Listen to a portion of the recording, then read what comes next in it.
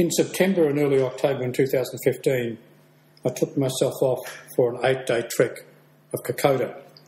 Kokoda is a track across the Stanley Mountain Ranges in Papua New Guinea and said to be the hardest trek in the world because of the mountains, because of the humidity, the tropical rainforests, the rain, the mud, the stones, the roots, and everything else that makes it difficult. We started in Kokoda and we walked for 6.5 days through to Owa's Corner, passing or stopping at many villages on the way, about 30 villages in all, and we crossed more than 30 streams, some with bridges, some with logs, some just walking across stones or through the water. The mountain range itself has a very large number of hills, steep climbs, steep declines. The highest point, 2,190 metres, the lowest, 340 metres. On a bad day, you'd climb about 1,250 metres, but over the 6.5 days, we probably climbed 6,000 metres up and down, but many of those were very slow.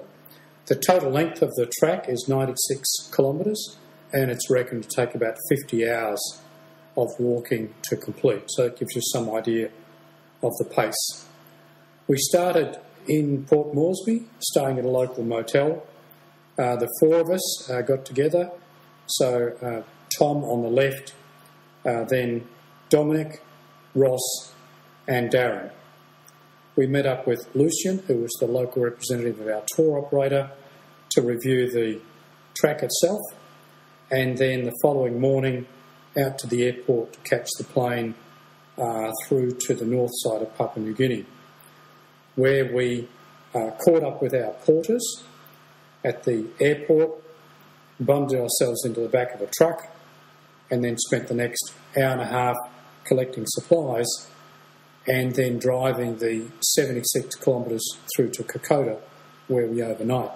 That 76 kilometres took us 5.5 hours because of the state of the road. We stayed in Kokoda at one of the campsites. We didn't get into it quite late, about 8 o'clock at night. However, by the next morning, the four of us were up, 5:30 in the morning, and ready to go. Three of us, Dominic, Darren and I, had personal porters who carried about 12 kilograms of our own gear. We carried about 8 to 10 kilograms of our personal stuff, which was mostly water, first aid, bit of food and some gear. Ross carried his own pack, which was about 18 kilograms. My porter was Gibson, who was from a fishing village on the north side of Papua New Guinea. In fact, all of our porters were from the same village. And off we went, starting with the entrance to the Kokoda trail at Kokoda village itself. And then what you see over the next few photos is just the dramatic difference in the type of topography and type of vegetation that you're walking through. Some flat, not a lot, mostly uphill or downhill, which of course explains why the pace is relatively slow. But you can see a considerable variation from grass, trees, forests and different types of vegetation. The track itself varies enormously in terms of conditions under which you're walking, from logs across the track, stones, and then what is very prevalent are the roots. And there are very, very difficult roots across the track which you've got to be very careful of so that you don't twist your foot or fall over and break a leg. Also, of course, if you are in a very steep incline or decline, then walking across the roots is quite difficult. Track is very steep in parts, 60 to 70% incline, and very, very slow going. Lots of mud because it is a rainforest, and also lots of wet, slippery clay, which is very, very difficult to navigate, particularly after a rainfall. We go across swamps and then walk across many different types of bridges, often simply logs, laid across streams or rivers, or these native bridges which have got a single rope or wire to help you across.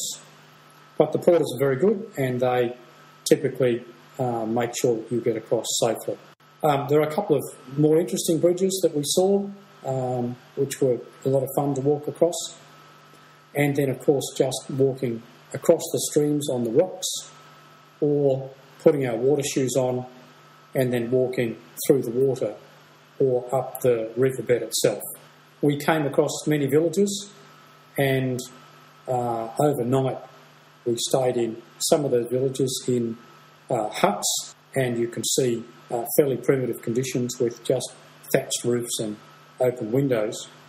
And one night we stayed in tents. As I said, the villages are reasonably primitive, no electricity, no hot water.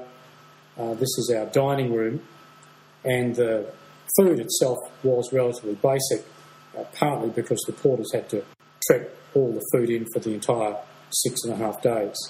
So reasonably basic breakfasts, cold baked beans or spaghetti with crackers for lunch, and then usually pasta or rice or soup for dinner. When we got to the villages, the first thing we wanted to do was to have a wash, but no hot water, and it's very, very cold. However, after a day of walking in the heat and the sweat and difficult conditions, it's just fantastic to jump in the water or under a cold shower and then relax in the evening. I made up the water with the sterilisation tablets and the hydrolyte, and then filled up my bladder for the next day.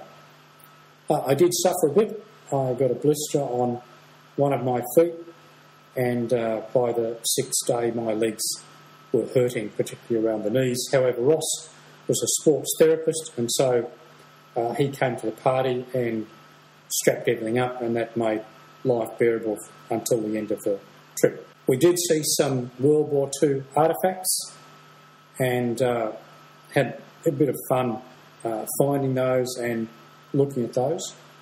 But there were many, many memorials to our soldiers throughout the entire trek, and we visited many of those and read the inscriptions and just thought about how difficult it was for our soldiers during World War II. And then finally, 6.5 days later, we successfully made it to the end of the track, and at that point said goodbye to our native porters and went off to Port Moresby to catch the plane home the following day. And so a very good trip. I did get a bit bushy, having not shaved for the last 8 days, but came home in very good state. Thoroughly enjoyed the trip, a lifetime experience.